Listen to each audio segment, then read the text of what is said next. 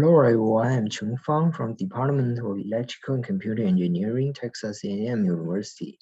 I'm going to talk about the second generation fingertip sensor for near-distance ranging and material sensing in robotic grasping. Here is the outline of my presentation. I'll start with the background and motivation and continue with sensor construction and testing. After that, I will talk about the ranging and sensing experiments and results. I will end the presentation with conclusion and future work. One ground challenge in robotics is the robust grasping, which is particularly important when prior knowledge of the target is not available. Camera can only work when target is far away and contact approach may shift or damage the target. Therefore, the pre-touch sensor is the optimal solution. Unfortunately, existing pre-touch sensors have different limitations in target materials and they cannot sense subsurface structures.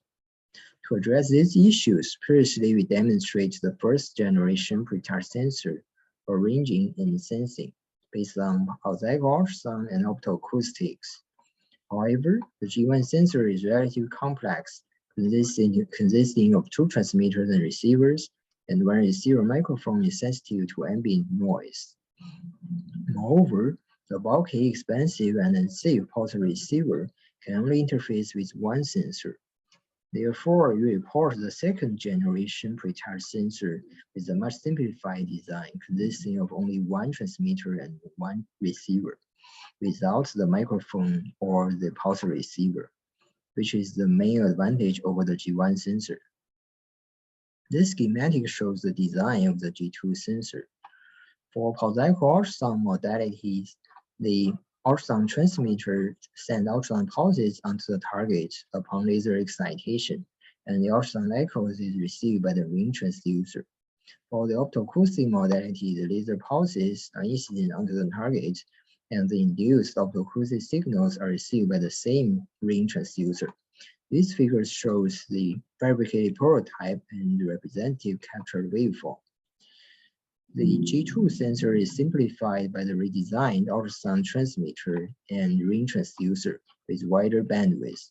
Their collective bandwidth is characterized by this setup, and its frequency and the signal waveform and its frequency spectrum are indicated by these figures. For the pulsatile ultrasound and optoacoustic distance ranging, the ranging linearity and deviations are shown by these figures as well as the focal zone and lateral resolution. The comparison of G1 and G2 sensors are in this table. The signal spectra received by the ring transducer are used for material and subsurface structure sensing, especially the thickness. The same groups of targets are tested and the sensing accuracies are indicated by these confusion matrices. The minimum overall accuracy of G1 and G2 sensor are compared at this table. As a conclusion, the demonstrated G2 pre-touch sensor is much simpler and easier to operate than the G1 sensor with improved ranging and similar sensing performances. Therefore, it is more practical to be used on robotic hand to facilitate the grasping. In the future, we plan to enlarge its working range for more flexible finger moving and deliver laser pulses through optical fibers from a portable light source. After that, we will integrate it onto robotic fingers for real-time closed-loop grasping. Thank you.